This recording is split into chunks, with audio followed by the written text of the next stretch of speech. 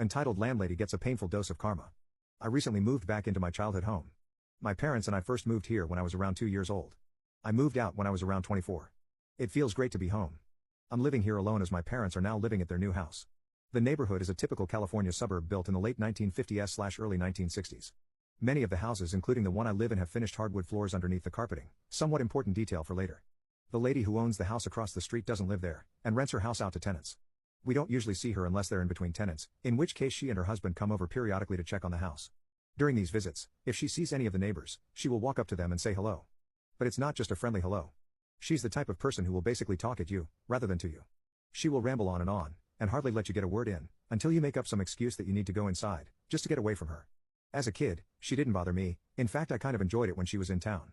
I first saw her when maybe I was around 3, not long after my parents and I moved into the neighborhood. I think the person who had been living there at the time, who was in the process of moving out, was her son. I thought she was nice, but my mom seemed rather annoyed whenever she would invite herself over.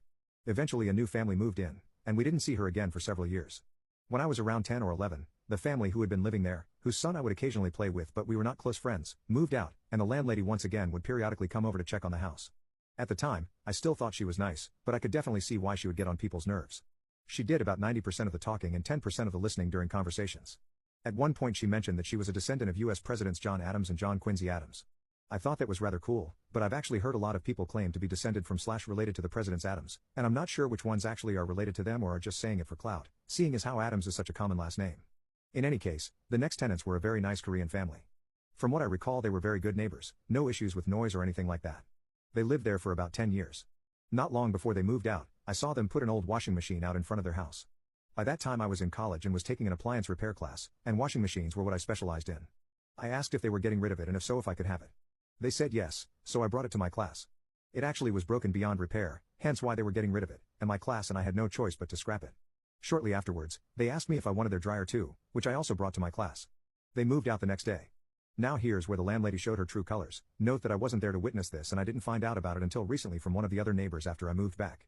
Apparently, after the family had told her they were planning to move out, she came over to inspect the place, and wasn't happy with the condition the house was in, even though I think it was just normal wear and tear that one would expect if you live anywhere for an extended length of time. She would not let them leave until they had cleaned the place up to her satisfaction. In particular, she was upset that the carpet was dirty, and demanded that they replace it. There were a bunch of other things that she was unhappy about in addition to the carpet. She rambled on and on about what all needed to be done, and how she expected them to pay for everything themselves, and blah blah blah. She was still rambling as she was walking down the front steps to her car, and as a result, she wasn't paying attention to where she was walking. Splat! She missed the lower step and took a tumble, landing flat on her back. They had to call an ambulance and take her to the hospital.